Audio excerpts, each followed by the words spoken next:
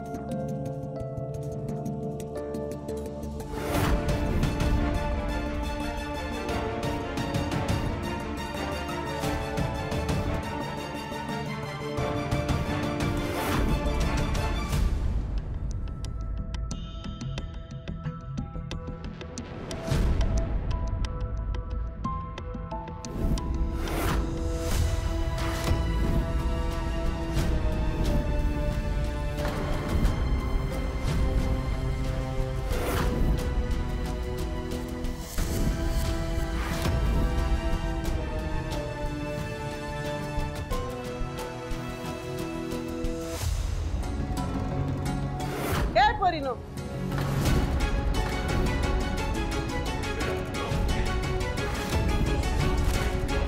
जरा नयनला बोलवा।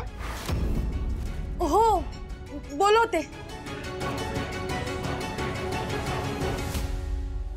थांबा।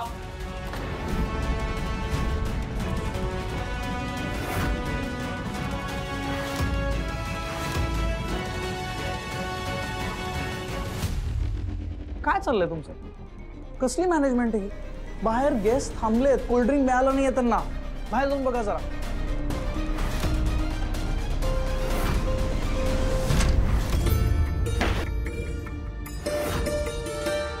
कोण आहात तुम्ही आणि तुम्ही इथे काय करताय?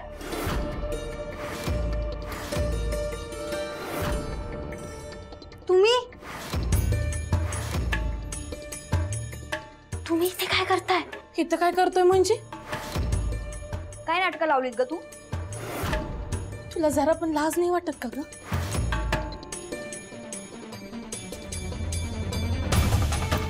पण मी काय केलंय? काय केलं म्हणून आम्हालाच विचारशील?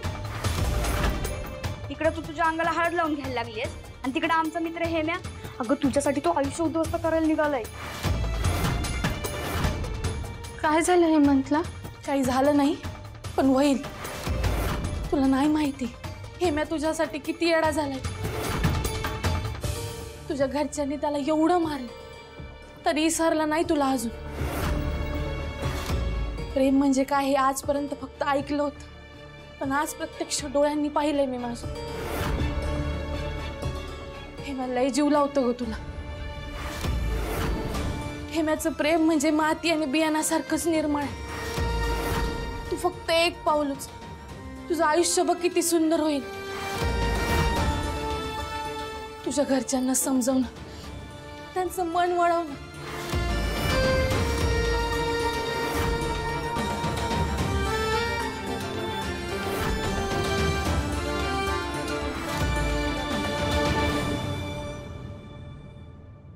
समधी तयारी झाली आहे ना व?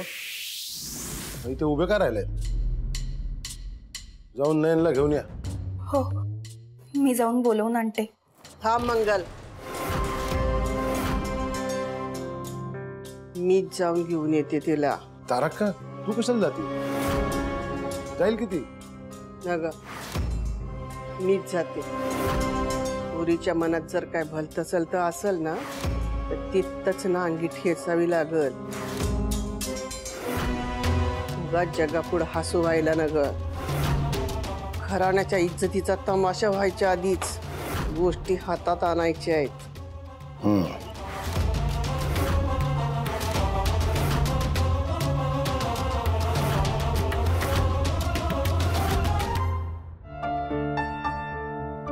मला पण हे लग्न नाही करायचंय। मला माझ्या मनाविरुद्ध जाऊन हे लग्न करावं लागतंय। मग नको करू ना, कशाला करती? मला हे लग्न करावं लागणार आहे लक्ष्मी। प्रेम म्हणजे सोबत राहायलाच पाहिजे असं आहे का? मी हे जे काही करते ना ते त्याच्यासाठीच करते, तो जिवंत राहावा म्हणून।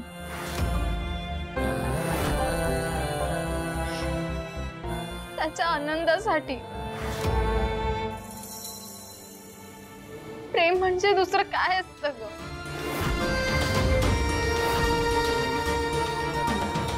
आपला माणूस सुखी आणि आनंदी राहावा हेच ना. म्हणून मी हे पाऊल उचललं.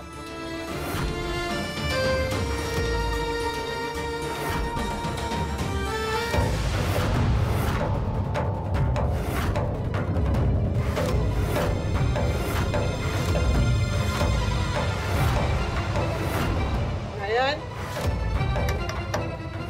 नयन, तुम्ही लपा. नयन, नयन.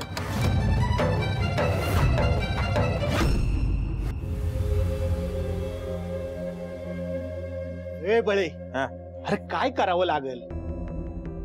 आता काय करावं लागेल मला बी कळना झाले बघ. पण बघू काहीतरी मार्ग काढू. लक्ष्मी कुठे आहे? ती असती तर तिनं काहीतरी मार्ग काढला असता. ती शेतावरच गेलीये. येईल काम संपून. शेतावर गेली मग मला नाही दिसली ती. अरे पाटाला पाणी सोडायला गेलीये. येईल आता. अख्ख्या शेतात चक्कर मारून आलो पण लक्ष्मी कुठं बी दिसली नाही. दिसली नाही? नाही ना. बरं बघू फोन करतो मी तिला. बर येतो मी.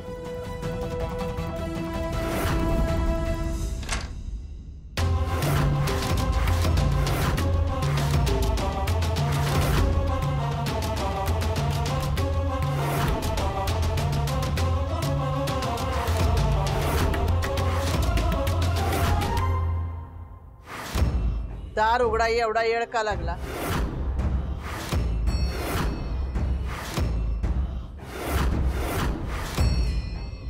आणि डोळा असं का झाला? ते मी ते लाईनर लावत होते तर ते डोळ्यात गेलं. तेच पुसत होते. नक्की ना? खाली समजे वाट बघत ताटकळत बसल्यात. लवकर येता येत नाही? ते मी आवरून येतच होते. नक्की आवरतच होतीस ना? डोक्यात काय भलता सलता विचारता नव्हता ना? नाही तारक का नाही.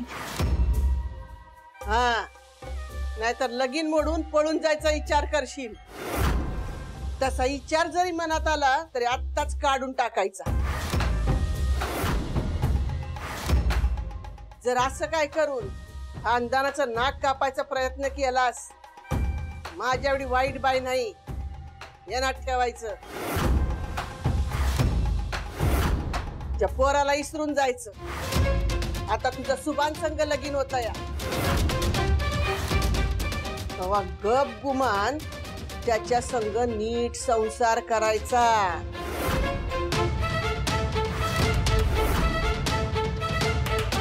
कळलं का? चला.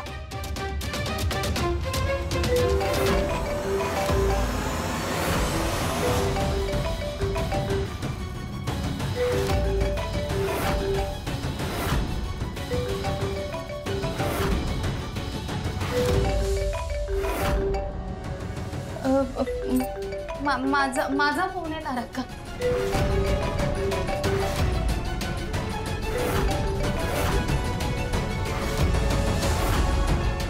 ते बंद करते. त्याचा गळा कायमचा बंद करायचा.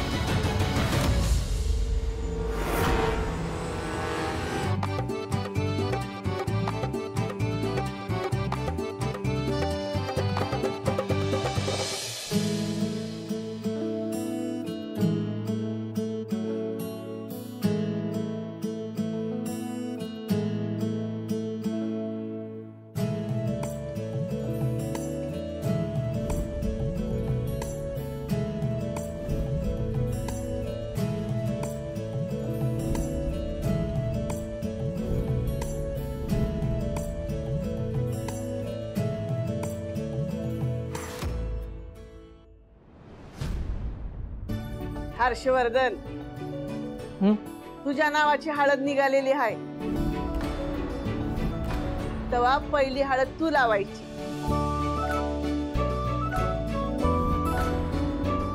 ये. ओके.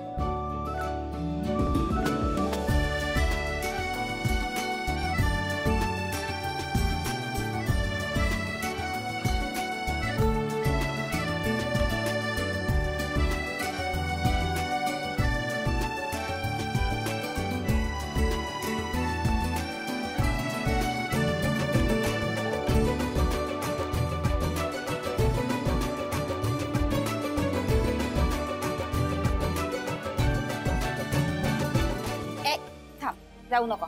अगं आई हे काय करते? शास्त्र काय शास्त्र? काय शास्त्र असतं? छान दिसतोय.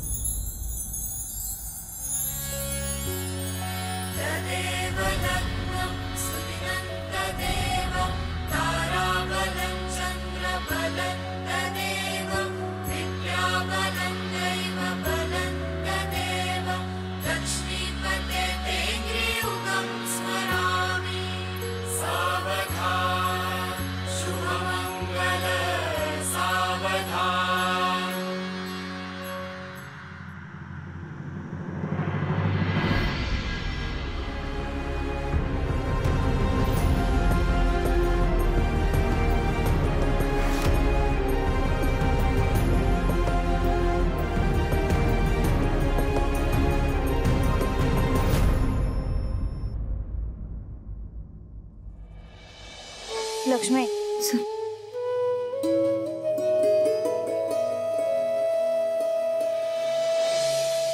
बुजगावनं बैलावाने टक्कर मारले मला. लक्ष्मी देव असं का करतो ग? जी गोष्ट आपल्याला पाहिजे असते तीच गोष्ट देव का नाही देत? अगं देव कुठं काय करतोय? देवाच्या नावानं माणसंच आडवी येतात. आडव्या येणाऱ्या माणसांना भिडायचं सोडून देवाच्या मनात नव्हतं म्हणून सगळं खापर त्याच्यावर फोडून मोकळे होतो आपण. अगं पण आता हेम्याला काय सांगायचं आपण? काय सांगणार? नयन काय कमी सहन करते? आज तिच्या घरी जमा असलेल्या सगळ्या पाहुण्या रावणांनी तिच्या चेहऱ्यावर फक्त हसू पाहिले, पण तिच्या मनावर क्षणाक्षणाला होणाऱ्या मुक्या माराच्या बुक्या त्या नाही कोणाला दिसला.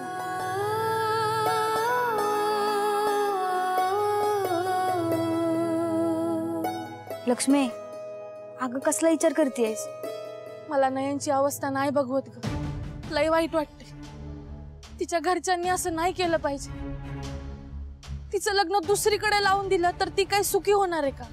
अगं तू मॉप खरं बोलायला लागलीस, पण आपण काय करणार? असं म्हणून कसं चालत? आपण काहीतरी केलंच पाहिजे ना. आता डोक्यात काय चालू आहे तुझ्या? आपण तिच्या घरी जायचं का परत? हो. लक्ष्मी कधी कधी ना तुझ्या डोक्यात काय चालू आहे ना मला खरंच कळत नाही बघ. ते काय मला माहित नाही, पण एका पोरीला मी असं वाऱ्यावर नाही सोडू शकत. शेवटी तिच्या आयुष्याचा प्रश्न. तिकडे हेमंत मित्र म्हणून आपल्याकडून आशा लावून बसले आणि इथे एका पोरीचं आयुष्य तिचे घरचे बर्बाद करतात. आणि हे सगळं आपल्या डोळ्यासमोर होत असताना आपण हात हलवत फक्त निघून जायचं. अगं आपल्या रानातली पेरणी फिरली तर न हारता दुबार पेरणी करतोच की आपण. मग हे पण तसंच आहे. आपण काहीच केलं नाही असं नको व्हायला. हेम्याबद्दल नयनच्या घरच्यांसमोर आपल्याला बोललंच पाहिजे.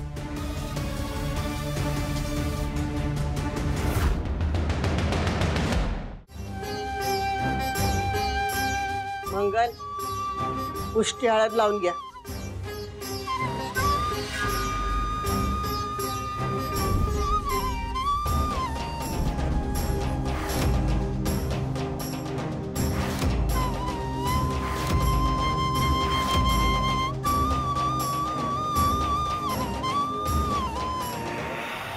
माझं नयनवर लय प्रेम आहे, तिचं सुद्धा माझ्यावर खूप प्रेम आहे. थांबा.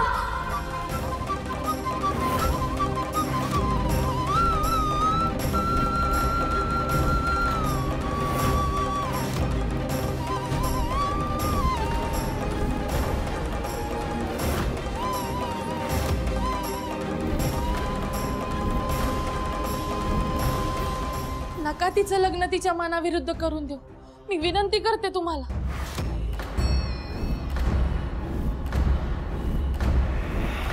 ही पोरगी आता आलीच कशी? कुणी बोलवलं हिला?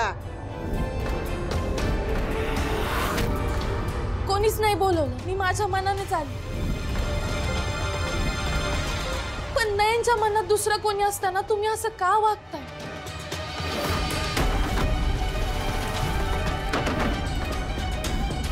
माझ्या नातीबद्दल आणि आमच्या खानदानाबद्दल असं बोलताना तुझी जीभ कशी झडली नाही? माझ्या नातीचं लगीन मी पुन्हा संग बी लावून देईन. तुझा काय संबंध?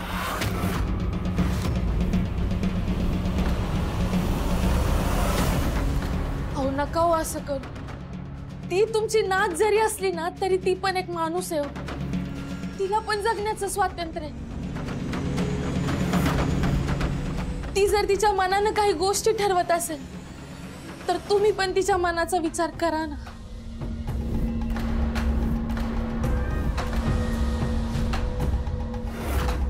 होय ग, आता हे तूच सांगायचं बाकी होतच बघ. चल निघेत ना, घेणं नाही देणं, फुकाचं कंदील लावून ये ना. तारका, अहो आपण सगळी या काळ्या धरणीमाईची लेकरं आहोत आणि ती काळी आई आपल्याला हे किती नकळत सांगून जाते. मग आपण काहीच का नाही शिकत तिच्याकडून? अहो काळ्या आईच्या कुशीत पेरलेलं बी पण तेच रुजून वर येतंय जे चांगले. म्हणून आपण पेरणी करताना बियाणं किती बारकाईने बघून पेरतो. तुम्ही पण फक्त 4 महिन्याचं बियाणं पेरायला ते बी किती बारकाईनं आणि विचार करून पेरता. मग तसंच आपल्या नातीच्या आयुष्यात कुठला माणूस पाहिजे आणि कुठला माणूस नको याचा विचार नको का कराय?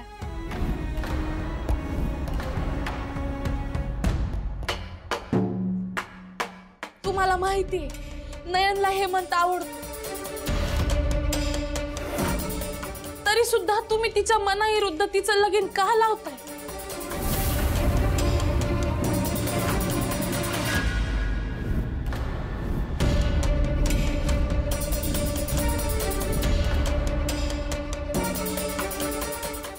झाला तुझा शहाणपणा शिकवून?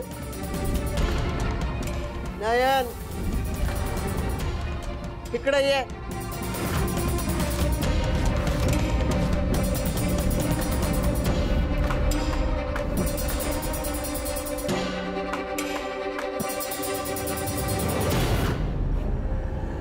ही कोण कुठली पोरगी आपल्या खानदानाची इज्जत येशीवर टांगाय निघाली?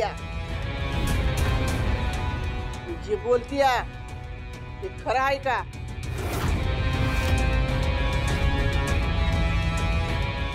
आम्ही तुझ्या मनाविरुद्ध लगीन लावून देतोय का? तर तुझ्या मनात दुसरंच कुणीतरी आहे?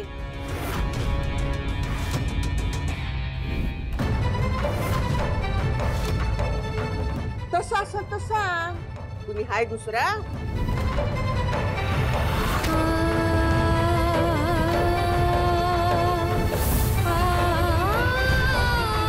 अगं मग कळू दे समजा जगाला तुझ्या मनात काय आहे ते.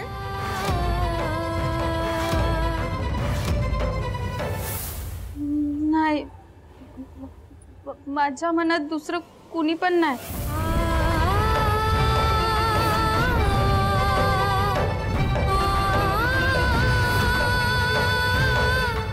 ही पोरगी कोणाविषयी बोलते मला नाही माहित.